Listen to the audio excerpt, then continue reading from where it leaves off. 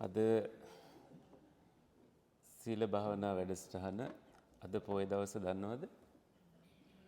මොකද්ද පොය දවස? වප්පෝය. ඉතින් මම ඒකයි ඇහුවේ වප්පෝය දවසේ වැදගත්කම් මොනවද කියලා සාකච්ඡා කරාද කියලා. ඇහෙනවද හොඳින්? ඉතින් ඒක මං හිතුවා මේ කෙටි කාලයයිනේ අපිට තියෙන්නේ. පොඩ්ඩක් ඒක සාකච්ඡා කරන්න කියලා මේ ඒ ලිස්ට් එකම මතක හිටින්නේ නැති හින්දා මට ගේන්න වුණා මේ ලිස්ට් එකක් තියෙන ලියවිල්ලක්. ඉතින් ඒ අනුව අපි සාකච්ඡා කරමු බොහොම කෙටියෙන්. එක සිදුවීමක් තමයි අපි කවුරුත් දන්න බුදුරජාණන් වහන්සේ තව්තිසා දෙව්ලොව සිට සංකස්ස නුවරට වැඩම කිරීම. ඒක වප්පොහොය දවස වගේ දවසකයි සිද්ධ වෙලා තියෙන්නේ. ඒ ආශ්‍රිතව තවත් සිදුවීමක් වෙලා තියෙනවා. අපි දන්නවනේ ඊළඟට පහළ වෙන්න ඉන්න බුදුහාමුදුරුවෝ මෛත්‍රී බුදුහාමුදුරුවෝ ඒ මෛත්‍රී බුදුහාමුදුරුවෝ වෙන්න හිටිය බෝසතුන් වහන්සේ පැවිදි වෙලා තියෙනවා අපේ බුදුහාමුදුරුවන්ගේ සමීපයේ වප්පොහොය වගේ දවසක. තුන්වෙනි කාරණාව තමයි සැරියුත් හාමුදුරුවන්ට ප්‍රඥාවෙන් අගතැන්පත් තනතුර ප්‍රදානය කිරීමත් වෙලා තියෙන්නේ මේ වප්පොහොය වගේ දවසක. හතරවෙනි කාරණාව සංඝමිත්තා තෙරණිය වැඩමවීමට අරිට්ඨ ඇමතිවරයා දඹදිව බලා පිටත් වීම. ලංකාවෙන් දඹදිව බලා පිටත් වෙලා ඒ වැඩම කරවීමට ඒ දූත පිරිස ගිහිල්ලා තියෙන්නේ මේ වගේ දවසක. පස්වෙනි කාරණාව තූපාරාමයේ කරන ලද විනය සංගායනාව සිද්ධ වෙලා තියෙන්නේ අද වගේ දවසක. හයවෙනි කාරණාව තමයි ජයශ්‍රී මහා බෝධි අංකුරය පිහිටවීම සිදු වෙලා තියෙන්නේ අද වගේ දවසක. හත්වෙනි කාරණය මොකද්ද? වස් පවාරණය. ඒකත් සිද්ධ වෙන්නේ අද දවසේ. ඉතින් ඔය කරුණු විස්තර සහිතව පොඩ්ඩක් බලනවා නම් සත්වන වස් කාලය බුදුහාමුදුරුවෝ ගත කරලා තියෙන්නේ තව්තිසා දිව්‍ය ලෝකේ. එහි 3 මාසයක් බුදුහාමුදුරුවෝ ධර්මයේ දේශනා කරන්නට වැඩමවලා තියෙනවා. ඒ 3 මාසය ඇතුළත උන්වහන්සේ තමන් වහන්සේ ධර්මයේ දේශනා කරන බව පෙන්වීමට කයක් නිර්මාණය කරලා පිඬුසිඟා පිණිස මනුෂ්‍ය ලෝකයට පැමිණිලා තියෙනවා. එතකොට දෙවිවරුන්ගේ කාලය එක්ක බැලුවහම අපිට වැඩිය ගොඩක් මේ ආයුෂ කාලයක් තියෙනවානේ සහ අපේ මේ මනුෂ්‍ය තලයේ තියෙන කාලයෙන් නෙමෙයි මනින්නේ. ඉතින් ඒක විශාල වෙනසක්. එතකොට ඒ ඉතිරි කාලය තුලත් ධර්මයේ දේශනා කෙරෙන්න ඕන නිසා බුදුහාමුදුරුවෝ ඒ විදිහට සූදානම් කරලා ධර්මයේ දේශනා කරන්න සලස්වලා එහෙම වැඩියක් කියලා තමයි කතාවස්තුවේ තියෙන්නේ. දැන් එක කතාවක තියෙනවනේ අර මට මතක හැටියට ඔක දහම් පාසලේ අපි ඉගෙන ගත්තේ මේ දිව්‍ය ලෝකේ මල් නෙලමින් ඉන්නවා දිව්‍ය පිරිසක්. ඒ මල් නෙලමින් ඉන්නකොට එක දිව්‍ය කෙනෙක්ට හිතෙනවා දැන් මම චුත වෙන්න යන්නේ කියලා. එතකොට අනිත් අය උනන්දු කරනවා ඔබ මනුෂ්‍ය ලෝකේ උපදින්න. ඉපදිලා අවුරුදු 100ක් එහි ආයුෂ ලබන්න පුළුවන්. හොඳට පින් කරගෙන ආපහු මෙහෙ එන්න කියලා. එහෙම ගිහිල්ලා බලනකොට තාමත් අරගොල්ලෝ මල් නෙලනවලු. අවුරුදු 100කට පස්සෙත් ගිහිල්ලා. එහෙම කතාවක් තියෙනවා. ඒකෙන් පෙන්වන්නේ මේ මනුෂ්‍ය ලෝකයයි දිව්‍ය තලයයි අතර ගත්තාම කොච්චර කාලයක් වෙනසක් මේ තියෙනවද කියලා. ඒක අපේ මනුෂ්‍ය චින්තනයෙන් හිතන්න ටිකක් අමාරුයි. මොකද ඒ තරම් ඒ කාලය වෙනස් නිසා. දැන් අද කාලේ හොයාගෙන තියෙනවා එක් මේ ග්‍රහලෝකවලට උනත් දවසක කියන කාලය සමහරලාට අවුරුදු 100 ගාණක්. ඒ ඉර එහෙට ස්පර්ශ වෙන හැටියට. බුදුහාමුදුරුවෝ ගැන දේශනා කරේ නැත්තේ බුදුහාමුදුරුවෝ අරමුණු කළේ මේ කෙනෙක්ට චතුරාර්ය සත්‍ය අවබෝධ කරලා දීමත් එයින් මේ දුක්ඛයන්ගෙන් මිදීමත් පමණයි. මොකද අර සින්සපාවනයට ගියපු වෙලාවේ කොලාහුරක් අරගෙන බුදුහාමුදුරුවෝ මෙච්චරයි මම දේශනා කරලා තියෙන්නේ, දේශනා නොකර දේවල් මේ කැලේ තරඤ්‍ය කියලා ප්‍රකාශයක් කළා. ඉතින් ඔය වගේ දේවල් බුදුහාමුදුරුවෝ ඒ තරම් ඇහුවත් උනන්දුවක් දැක්වේ නැහැ කියලා දෙන්න. හැබැයි මේ වස් කාලය ඇතුළත බුදුරජාණන් වහන්සේ තමන්ගේ මාතෘ දිව්‍ය රාජ්‍යය ඇතුළු පිරිසට අභිධර්මයයි දේශනා කළේ. අභිධර්මය දැන් මෙහෙත් දේශනා කරනවානේ මේ දවස්වල. මේ නේද? ධම්මසංගණී ප්‍රකරණය, විභංග ප්‍රකරණය, ධාතු කතා ප්‍රකරණය, යමක ප්‍රකරණය, ප ဋ ාණ ප්‍රකරණය, තව තියෙනවා නේද? පුද්ගල පඤ්ඤත්ති ප්‍රකරණය. ඔය විදිහට පොත් 7ක් තියෙනවා. කතාවත්තු ප්‍රකරණයත් ඇතුළත්ව. එතකොට මේ 7 තමයි අභිධර්ම පිටකය කියලා ඔය තියෙන්නේ. මිනිස්යන්ට බුදුහාමුදුරුවෝ එහෙම දිව්‍ය ලෝකේ දේශනා කරලා මනුෂ්‍ය තලයට ආවහම සරියුත් හාමුදුරුවෝ තමයි සත්කාර උපස්ථාන කරන්න ගියේ. ඒ වෙලාවේ සරියුත් හාමුදුරුවන්ට ඒ ධර්මය බුදුහාමුදුරුවෝ දේශනා කළාය කියලායි සඳහන් වෙන්නේ. ඉතින් ඒ ඇසළ පෝයට ඊළඟට මේ යමා මහ පෙළහැර පෑම. එතකොට ඒකත් සිදු වෙනවනේ ඔය මේ ආශ්‍රිතව මෙතන තියෙන හැටියට බුද්ධත්වයෙන් සත්වන වස එළඹි ඇසළ පුන් පෝදා සවැත් නුවර ජේතවනාරාම අසල ගන්ධබ්බ රුක්මුලදී යමා මහ පෙළහැර පාමින් සිටි බුදුරජාණන් වහන්සේ එක්වරම අතුරුදහන් වූ හේයින් පුදුමයටපත් වැසියෝ ඒ ගැන සරියුත් තෙරුන්ගෙන් විමසූහ කියලා. කෝ බුදුහාමුදුරුවෝ කියලා ඇහුවේ. උන්වහන්සේ එතකොට ඇසළ පොයට නෙමේ වස් සමාදන් වෙන්නේ. එතකොට එතනදී අතුරුදහන් වෙච්ච බුදුහාමුදුරුවෝ දිව්‍ය ලෝකයේ තමයි මේ මාස 3 බණ කියමින් ඉඳලා තියෙන්නේ. හැබැයි සරියුත් හාමුදුරුවෝ ඒකට පිළිතුරු දීලා නැහැ.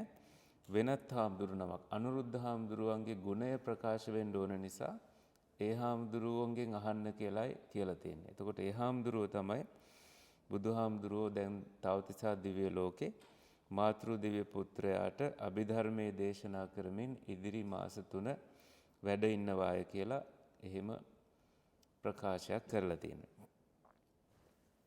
එතකොට ඒ කාලේ මේ අනාථපිණ්ඩික සිටුවරයා වැසියන්ට ආහාර පාන ලබා දීලා තියෙනවා. ඒ කාලය තුල බුදුරජාණන් වහන්සේ පිඬුසිඟා වැඩලා තියෙන්නේ හිමාලය ප්‍රදේශයේ උතුරුකුරු කියන දිවයිනේට. එතකොට එහි අනුතත්ත විලෙන් පෑන් වළඳලා සරියුත් හාමුදුරුවෝ වැඩියට පස්සේ අර අභිධර්මයත් දේශනා කරලා නැවත තවතිසා දිව්‍ය ලෝකයට වැඩම කරලා අර මැවූ බුදුරුව අතුරුදහන් කරවලා තමන් වහන්සේගේ සැබෑ රූපයෙන්ම ධර්මයේ දේශනා කළා තියෙනවා. එතකොට අපිට ප්‍රශ්නයක් ඇති වෙන්න පුළුවන්. පිඬුසිඟාත් වඩිනවා බුදුහාමුදුරුවෝ. දැන් ඒ අතරේ කොහොමද ධර්මයක් දේශනා කරේ කියලා. දැන් එක චිත්තක්ෂණයක් ඇති වෙන්නේ එක වෙලාවකට පමණයි. එහෙම ඒ ප්‍රශ්නෙත් එක්ක ගත්තාම ඒ වුණාට දැන් ධර්මයේ දේශනා කරනවා කියලා අපිට පුළුවන් භාවනාවක ඉන්න පිළිරුවක් නිර්මාණය කරන්න, අනිත් කාලය තුල භාවනාවේ යොදවලා එහි වැඩ සිටින්න. එතකොට ඒකත් එක්තරා අතකින් ධර්ම දේශනාවක් තමයි. ඒ කියන්නේ භාවනාවේ යොදවන එක නිහඬව දැන් භාවනාවේ දෙන එකත් එක්තරා අතකින් හාමුදුරු කෙනෙක් මෙතන භාවනා කර ඉන්නකොට ඔයත්වත් නිකම්ම භාවනාවට යොමු වෙනවා. ඒ වගේ දෙයක් තමයි එතන වෙන්නේ. දැන් ওই තායි හාමුදුරු කෙනෙක්ගේ කතාවක් තියෙනවා මම කියලා තියෙනවද දන්නේ. ඒ හාමුදුරුවෝ ගොඩාක් බණ කියන්නේ නැති හාමුදුරු කෙනෙක්ලු. ඉතින් ඒ හාමුදුරුවන්ට ගොඩක් උදව් කරන පිරිසක් ඉඳලා තියෙනවා. ඒ අයට ඕන වෙලා තියෙනවා මේ හාමුදුරුවන්ගෙන් බණ අහන්න. ඉතින් හාමුදුරුවන්ට ආරාධනා කරාම හා කියලා එන්නම් කියලා. ඉතින් ඒ දවස උදා වෙනකොට ගොඩක් සැරසිලි කරලා දන්නවනේ අපි ලංකාවේ ඔය ආසියාතික රටවල් වල කරන සැරසිලි එහෙම කරලා සෑහෙන පිරිසකට එන්න කියලා ඉතින් මේ හාමුදුරුවොත් වැඩියලු. ඒකල භාවනාවෙන් ඉඳගත්තලු. භාවනාවට ඉඳගත්තලු. ඉතින් දැන් බණ කියයි කියලා මේ ආරාධනා කරපු දායක ඇත්ත බලන් ඉන්නවලු. පැයක් ගියාලු ඒත් බණ කියන්නේ නැතිලු. පැය දෙකක් විතර යනකොට දැන් ඇති කට්ටියට කූද්දලා ඇහවලු බණ කියන්නේ නැද්ද නිින්ද ගිහිල්ලාද කියලා. එතකොට ඒ හාමුදුරුවෝ වචන 3ක් කියලා නැගිටලා ගියාලු. මේක කියන්න නෙමෙයි තියෙන්නේ කරන්න කියලා. ඒක තමයි බණ. ඒක ඇත්තනේ නේද? ගොඩක් වෙලාවට අපි පොය දවසටත් කරන්නේ ගොඩක් වෙලාවට අපි කියනවා කරන ටික ගොඩක් අඩුයි. ඒ නිසා මේක කියන්න නෙමෙයි තියෙන්නේ කරන්න කියලා නැගිටලා ගියාලු. ඉතින් අපිටත් හරි ලේසිව කතාව කියලා නැගිටලා යන්න පුළුවන් නේ. මේක කියන්න නෙමෙයි තියෙන්නේ කරන්න කියලා. අපි සිංහලෙන් කියනකොට ටිකක් වචන වැඩිපුර කියවෙනවා. ඒ ඉතින් වචන එක වාක්‍යයකින් දෙකකින් හරි ඒක කියලා අපිට යන්න පුළුවන්. එතකොට ඔය ඇත්තන්ට තියෙන්නේ මේක එකත් බණක් නේ කියලා භාවනා කරන්න. ඉතින් වප්පෝයේ දවසේ බුදුරජාණන් වහන්සේ මෙහෙම ඒ කියන්නේ දවස් 7කට පෙර ප්‍රකාශයක් කරනවා. වප්පෝයේ දවස වෙනකොට පුරපසළොස්වක දවසේ සංකස්ස නුවරින් මිහිකතට වැඩම කරලා බුදුරජාණන් වහන්සේගේ වස් කාලය අවසන් කරනවා කියලා. ඉතින් ඒ තියෙනවනේ ඔය දඹදිව ගියාම මෙන්න මෙතනයි ඉනිමග මෙතනින් තමයි දිව්‍ය ලෝකෙන් පහළට වැඩම කරේ කියලා ඒවා ඔය පින්තූරවලත් ඇඳලා තියෙනවනේ. එක බිතු සිතුවම් වලත් ඇඳලා තියෙනවනේ මේ තියෙන්නේ ඉනිමග කියලා. ඉතින් මේකේ ලියලා තියෙන විදිහට දෙව්බඹුන් විසින් පිරිවරණ ලදුව අහස් කුස සිට රන්හිනි මගකින් පරසතු මදාරා මලින් පුදමින් ශක්‍ර දෙවි හා සහම්පති දෙදෙනාගේ මූලිකත්වයෙන් පැවති මහා පෙරහරකින් හාත්පස ඒකාලෝක කරමින් රැස්ව සිටි ජනයාගේ සාදුකාර මැද්දේ වප්පුර පසළොස්වක පෝය දින සංකස්ස නගරද්වාරයෙන් මිහිකතට වැඩි බව දේවාරෝහණ වර්ණනාවේ සඳහන් වේ. මේ අසිරිමත් පෙරහර පින්පිරුණු ජනයාට දැකිය හැක්කේ එක් බුද්ධෝත්පාද කාලයකට එක්වරක් පමණක් වීම විශේෂ කාරණාවකි. එතකොට මේ දුටු අසිරිය සරියුත් හාමුදුරුවෝ දැකලා මෙය කලින් දැකලා නැති දෙයක් කියලා අහලවත් නැති දෙයක් කියලා ප්‍රකාශයක් කරලා තියෙනවා. ඒකල එහෙම ප්‍රකාශ කරලා සිරිපතුල් වන්දනා කරලා බුදුරජාණන් වහන්සේට කෘතඥතාවය පළ කරලා තියෙනවා. එතකොට බුදුරජාණන් වහන්සේ නමකට පමණක් විසඳන්න පුළුවන් ප්‍රශ්න සහ උත්තර සාකච්ඡාවක් සරියුත් හාමුදුරුවෝයි මුගලන් හාමුදුරුවෝ බුදුහාමුදුරුවෝ අතර ගිහිල්ලා තියෙනවා. එයින් පස්සේ තමයි සරියුත් හාමුදුරුවන්ට අගතැන් තනතුර ප්‍රදානය කරලා තියෙන්නේ. එතකොට මේ ප්‍රාතිහාර්යයන් දැකපු බොහෝ දෙනෙක් බුදු බව ප්‍රාර්ථනා කරලා තියෙනවා. අනේ මටත් මේ වගේ අසිරිමත් බුද්ධත්වය ලබන්නට අවස්ථාව ලැබෙන්න කියලා. එතකොට දෙව්බඹුන් මිනිසුන් ඒ හැමෝටම අපායගාමී සත්වයන්ට මේ බුදුරජාණන් වහන්සේව දෙව්බඹුන්ට පමණක් නෙමෙයි අපායගාමී සත්වයන්ටත් බුදුහාමුදුරුවෝ දකින්නට අවස්ථාව ලැබිලා තියෙනවා. එතකොට ඒ අසිරිය දැකලා තමයි මෛත්‍රී බෝසතුන් පැවිදි භාවය ලැබලා තියෙන්නේ අපේ බුදුරජාණන් වහන්සේගේ අභියස. පැවිදි භාවයත් උපසම්පදාවත් ලැබලා තියෙනවා. ඉතින් ඒ සිදුවීම් මාලාව දිව්‍ය ලෝකයෙන් වැඩම කරපු සිදුවීම් මාලාව අවසන් ඊළඟ සිදුවීම තමයි ධර්මාශෝක මහ රජුගේ ආශිර්වාදය මත බුදුසසුන ඇරඹුණද කාන්තාවන් සඳහා භික්ෂුණී ශාසනයට ඇතුළු වීමට අනුලා බිසව ප්‍රධාන කාන්තාවන් නිසි අවසර ඉල්ලූ අවස්ථාවේදී ඒ සඳහා මෙරටට භික්ෂුණීන් වහන්සේලා වැඩම කරවීම පිණිස මිහිඳු මාහිමියන්ගේ අනුදැනීම ඇතිව අරිට්ඨ කුමරු ප්‍රමුඛ 500ක් දූත පිරිස දඹදිව පැලලුප් නුවර වෙත පිටත් කර හැරියේද මෙම වප්පොහොය දවසේදී කියලා. එතකොට අපි දන්නවනේ මේ ශාසනය පිහිටියාද කියලා ඇහුවහම කවුද අහන්නේ දුටු ගැමුණු නෑ දේවානම්පියතිස්ස රජතුමා ඇහුවහම පිහිටියේ නෑ කියලා කියනවනේ.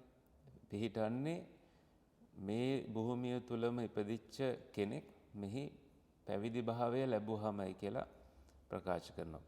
එතකොට ඒ අරිට්ඨ කුමාරයා නේද පැවිදි භාවය ලබන්නේ. ඉතින් එතකොටයි පැවිදි භාවය ලැබලා උපසම්පදාවත් ලැබලා ධර්මයක් දේශනා කරාට පස්සේ තමයි ශාසනය පිහිටුවාය කියලා වෙන්නේ කියලා ප්‍රකාශ කරනවා. එහෙම ගත්තාම මේ කැනඩාවේ ශාසනය පිහිටලා තියෙන්නේ. මොකද කැනඩාවේ පැවිදි වෙලා ඉන්නෝනේ මෙහෙත් පැවිදි කරලා තියෙනවා කලින්. ඒ පැවිදි වෙච්ච අය දැන් ලංකාවට වැඩම කරලා බණ භාවනා කරගෙන වැඩ ඉන්නවා. ඉතින් එහෙම ගත්තාම ලෝකේ හැම තැනම පැවිදි උපසම්පදාව පිහිටලා තියෙනවා නම් ඒ ශාසනය පිහිටලායි තියෙන්නේ කියලා තියෙනවා. ඉතින් තවත් ප්‍රකාශයක් තියෙනවානේ මේ සතර සතිපට්ඨානයේ වඩන තාක්කල් ලෝකය රහතුන්ගෙන් හිස්වන්නේ නැහැ කියලා. ඒකටම කියවෙනවා චතුරාර්ය සත්‍ය පවතින තාක්කල් දේශනා කරන තාක්කල් දකින තාක්කල් ලෝකය රහතුන්ගෙන් හිස්වන්නේ නැහැ කියලා. ඉතින් ඒ වගේ අපිට එහෙම ප්‍රකාශ තියෙන එක් අවස්ථාවල අපි ඒවෙන් උනන්දුවටපත් වෙලා අපිත් ධර්මය පුහුණු වෙනවා. ඉතින්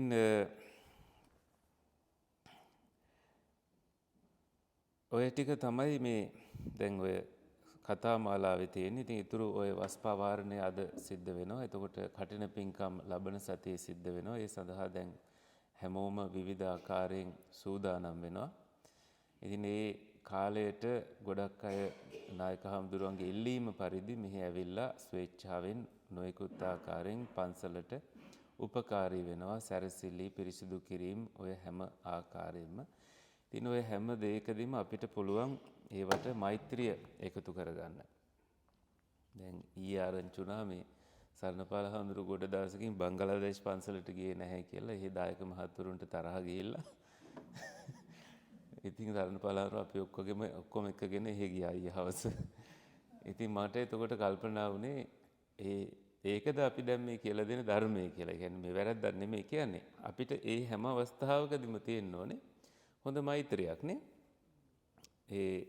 මෙහෙම දැන් ඊයේ ඇත්තටම සරණපාල හාමුදුරුවෝ උදේ පාන්දර පටන් ගත්ත එක හැම ඉවෙන්ට් එකකම සරණපාල හාමුදුරුවන්ට ඉන්න සිද්ධ වුණා. ඉතින් උදේ දවල් ඉඳලා උදේ අර තිබුණා මේ කලෙලි මංගල්‍යයක්. එතන ඉඳලම ඒ හැම අවස්ථාවකටම ඉන්න සිද්ධ වුණා. ඉතින් එහෙම ගත්තාම සමහර දවස් තියෙනවා ඒ වගේ එක දිගටම වැඩසටහන් කරන්න සිද්ධ වෙනවා. දැනුත් එහෙමනේ අද දැන් මේක ඉවර වෙච්ච ගමන් බංග්ලාදේශ පන්සලට වැඩියා. ඉතින් මේ ඒ හැම එකක්ම ඒ හාමුදුරුවන්ටත් සිද්ධ වෙනවා මෛත්‍රියෙන් සිද්ධ කරන්න. මොකද ඒ කමියුනිටි එක දෙපැත්තකට බෙදිලා ඉන්න සමහර අවස්ථා තියෙනවා. එතකොට එක ගොල්ලක් එනවට අනිත් ගොල්ල කැමති නැහැ. ওই වගේ ගැටලුත් තියෙනවනේ. ඉතින් එහෙම තමයි මේ සමාජයත්. දැන් ඔයත් මොකක් හරි සංවිධානය කරාමත් එක ගොල්ලක් එනවනම් අපි එන්නේ නැහැ කියලා කියන පිරිස ඉන්නවනේ. ඉතින් අපි කල්පනා කරනවා දැන් මේගොල්ලන්ට ඉන්වයිට් කරන්න විදියක් නැහැ. ඒගොල්ලෝ අරගොල්ලොත් එක තරහින් කියලා. එහෙම දේවල් තියෙනවා. ඒක තමයි මේ ධම්මෝ හවේ රක්ඛති ධම්මචාරී කියන එක මේ අවශ්‍ය තැන් එතන. ඇත්තටම ධම්මචාරී වෙන අය මෛත්‍රීචාරී වෙනවා. කරුණාචාරී වෙනවා. මුදිතාචාරී වෙනවා. උපේක්ඛාචාරී වෙනවා. තේරෙනවද එහෙම කිව්වහම? ඒ වගේ අර හදාගන්නේ නැහැ මේ නොපෙනෙන බිත්ති. මහ කොන්ක්‍රීට් ඝන බිත්ති හදාගන්නේ නැහැ. මේගොල්ලොන්ගෙන් අපි වෙනස්ය කියලා. මොකද අර සෙන් ගුරුවරයෙක් ඉන්නවා සුසුකි රෝසි කියලා. එයාගේ ප්‍රකාශයක් මම හැමදාම මතක් කරන එකක් තමයි You suffer, I suffer, therefore we are friends. එච්චරයි. කොච්චර හොඳ ප්‍රකාශයක්ද ඒක.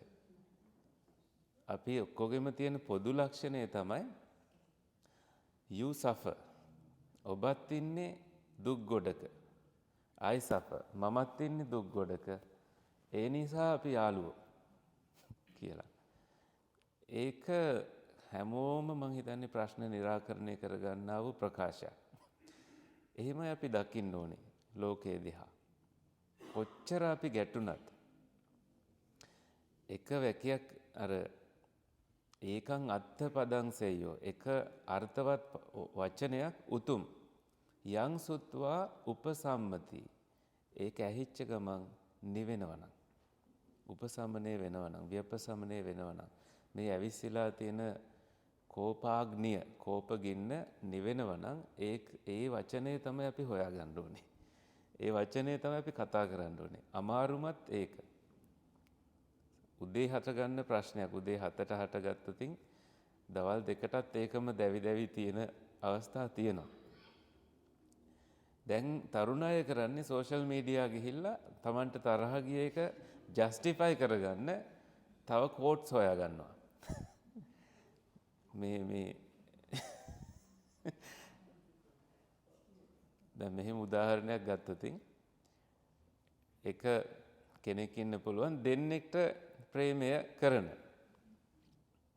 එතකොට ඒකේ මැදිහත් වෙලා ඉන්න ගෑනු ළමයි එක ගෑනු ළමයෙක් හොයාගන්න මේක හොයාගෙන දැන් තරහ ගිහිල්ලා ඔන්න සෝෂල් මීඩියා ගිහිල්ලා හොයාගන්නවා. මොකද්ද ඒකේ තියෙන්නේ? If you love two people at the same time ඔබ දෙන්නෙත් එකම අවස්ථාවේ ආදරය කරනවා නම් choose the second one දෙවෙනි එක්කෙනාව තෝරගන්න කියලා. ඇයි එහෙම කියන්නේ? ඇත්තටම පළවෙනි එක්කෙනාට ප්‍රේම කරා නම් දෙවෙනි එක්කෙනෙක් ඕන වෙන්නේ නැති නිසා. ඒ නැති නිසා තමයි දෙවෙනි එක්කෙනෙක් ඇත්තටම ඕන වෙලා තියෙන්නේ කියලා. එහෙම කරලා දැන් ඒක යවනවා අර එහෙම කරන එක්කෙනාට. ඇයි ඒ? ඇතුලේ තියෙනවා තරහ. තමන්ගේ තරහ ප්‍රකාශ කරන්න විදියක් නැහැ. කෝල් අරන් කතා කරන්න නැතුව මේ විදියට ඒක යවනවා. ඉතින් එහෙම තමයි අර තරුණ කට්ටිය දැන් කරන්නේ. දැන් ඇත්තටම සමහර අය අපිත් එක්ක කතා කරද්දී ඒගොල්ලෝ ප්‍රශ්න දිහා බලන්නෙම ඒ දැනට සෝෂල් මීඩියා වල සංසරණය වෙන එක් ප්‍රකාශන එක්ක. ඉතින් මේ ඔක්කොගම තුල තියෙනවා අපිට වෙන සංසිද්ධි කිහිපයක්. ද්වේදා විතක්ක කියන සූත්‍රය අරන් බැලුවම බෝසතාණන් වහන්සේ බුද්ධත්වයට පත් වෙන්න පෙර ඉඳලම කරපු දෙයක් තමයි මේ සිතුවිලි බෙදන එක. මෛත්‍රියට බෙදනවා තරහට බෙදනවා. මේක මෛත්‍රියට යන එකක් මේක තරහට යන එකක්. ඊළඟට තව එකක් බෙදනවා. හිංසාවට බෙදනවා අවිහිංසාවට බෙදනවා. ඒක වෙන විදියකට ගත්තාම අපි කෙනෙක්ට නපුරු වෙන්න යන සිතුවිල්ලක් කියලා එකක් බෙදනවා. නෑ කරුණාව දක්වනවා කියලා තව එකක් බෙදනවා. නපුරු වීමේ අනිත් පැත්ත තමයි කරුණාවන්ත වීම. කෙනෙක්ගේ දුකක් දැකලා හදවත කම්පාවට පත්වීම. අඟුලිමාල තෙරුන්ට සිද්ධ වුණා වගේ. ලොකු තමන්ට වෙන මොකද්ද මේ වෙනුවෙන් කරන්න පුළුවන් කියලා තමයි හිතන්නේ. තමන් ගැන නෙමෙයි වෙලාවට හිතන්නේ. ඒ කරුණාව. තුන්වෙනියට බෙදලා බලනවා මේ නෙක්ඛම්මය කියන එක. අතහරි නෛෂ්ක්‍රම්‍ය කියන එක. දැන් මේ අතහරි නෙක්ඛම්ම කියන එක ඇත්තටම සිංහලට ගත්තාම මේ නික්ම යන එක. බැහැර කරලා නික්ම යන එක. ඔය මහා බිනිෂ්ක්‍රමණය කියලා කියන්නේ. මහා බිනිෂ්ක්‍රමණයේදී සිද්ධ වෙන්නේ රජමාලිගය, දරුවා, බිරිඳ, දෙමාපියන් මේ සියලු දෙනාම යන්නේ වෙන පාරක කියලා. තමන්ගේ පාර හොයාගෙන බැහැර වෙලා යනවා ස්ථිර අධිෂ්ඨානයකින් නැවත හැරී නොබලන්නට. ඒක විවේචනයට පත් වෙනවා කියලා දන්නවා. මොකද අලුත උපන් දරුවා, මේ බිරිඳ, රජමාලිගාවේ ඊළඟට උරුමකාරකම් ඔය ඔක්කොම අතහැරලා යන්න විශාල ඇතුළතින් තල්ලුවක් ප්‍රඥාවක් තියෙන්න ඕනේ. තමන් ඊට එහා දකින්න කෙනෙක් බවට පත් වෙන්න ඕනේ. වෙන පාරක යන්න නම්. ඔක්කොම යන පාරේ නොයා වෙන පාරක යන්න. එතකොට ඒ සිතවිල්ලත් දෙකට බෙදන්න පුළුවන්. මෙතන තියෙන්නේ ඉන්න කියලා සිතවිල්ලක්, මෙතන තියෙන්නේ යන්න කියලා සිතවිල්ලක්. ඉතින් එතන තමයි අපි ඔය ද්වේධා විතක්ක සූත්‍රයේ තියෙන්නේ. ද්වේධා කියලා කියන්නේ දෙකට බෙදනවා. විතක්ක කියන්නේ සිතවිලි. සිතවිලි දෙකට බෙදනවා. ඕකම අරියෂ්ඨාංග මාර්ගයේ සම්මා සංකප්ප විදියට අපිට කරන්න කියලා තියෙනවා. නිවැරදි සිතවිලි. ඒක භාවනාවේදීත් භාවනා නැති වෙලාවේදීත් කෙරෙන්න ඕන දෙයක්. ඔය හැම අවස්ථාවකදීම කෙරෙන්න ඕන දෙයක් තමයි මේ නිවැරදි සිතවිලි වලට හිත ගේන එක. එතන නිවෙන්නේ නැති තැන වෙන තැනක නිවෙයි කියලා භාවනා කරන්න ගිහිල්ලා ඒක වෙන්නේ නැහැ. ඒ හැම අවස්ථාවකම භාවනාවක් වැඩිමක් කියලා අපි දියුණු කරගන්න ඕනේ. එහෙම නොවුනහම අපි බොහොම ව්‍යාකූල තත්වයකින් ප්‍රශ්න දිහා බලනවා. ව්‍යාකූල වූ විසඳුම් වලට යනවා. ඒ ගිහිල්ලා අපේ තියෙන මුදල්, අපේ තියෙන වස්තු, අපේ තියෙන සබඳතා බිඳ දමා ගන්නවා. ඒ සිදුවීම් ටික වෙන්නේ අර ධම්මචක්කප්පවත්තන සූත්‍රයේ තියෙන වගේ සංකිට්ඨේන කෙටියෙන් ගත්තාම සංක්ෂිප්ත වශයෙන් ගත්තාම පංච උපාදානස්කන්ධා උපාදානස්කන්ධ පහක් තියෙනකොට දුක්ඛ ඒක දුක නිර්මාණය කරනවා. ස්කන්ධ පහක් දුකයි කියලා දේශනා කරේ නැහැ. ස්කන්ධ පහෙන් අපිට වෙන් වෙන්න බෑ. රූප ස්කන්ධය, වේදනා ස්කන්ධය, සංඥා ස්කන්ධය, සංස්කාර ස්කන්ධය, විඥාන ස්කන්ධය කියන ස්කන්ධ පහ තියෙනවා. දුකෙන් මිදුණට පස්සෙත් තියෙනවා. තියෙන්නේ රූප වේදනා සංඥා වේදනා ගත්තත් දුක් වේදනා කියන ඒවා දැනෙනවා. හැබැයි දුක් විඳින්නෙක් නැහැ.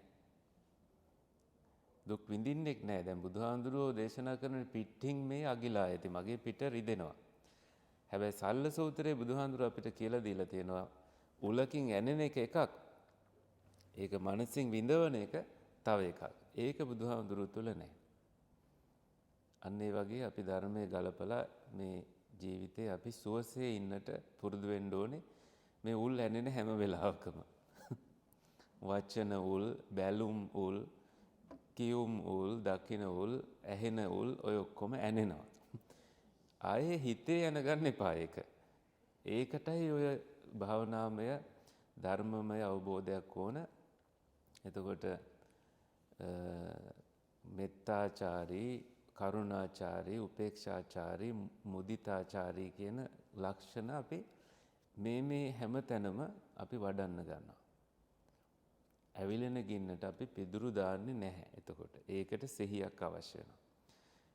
ඔය ටිකෙන් අපි අද මේ කරුණ අවසන් කරමු. දැන් හවස ආයේ ධර්ම දේශනාවක් මම හිතන්නේ කදී මුණ ගැහෙන්න වෙයි. බලමු සාමිනහන්සලා යෙදෙන හැටියට, නායක හම්දුරුව කියන හැටියට. එහෙනම් හැම දිනාටම උතුම් ධර්ම අවබෝධයම වේවා කියලා අපි ආශිර්වාද කරනවා. සාදු සාදු සාදු. ආකාසට්ඨා ච බුම්මට්ඨා දේවා නාග මහිද්దికා පුඤ්ඤන්තං අනුමෝදිත්වා චිරන් රක්ඛන්තු. ආකාසට්ඨා ච බුම්මට්ඨා දේවා නාග මහිද්దికා පුඤ්ඤන්තං අනුමෝදිත්වා චිරන් රක්ඛන්තු දේශනං.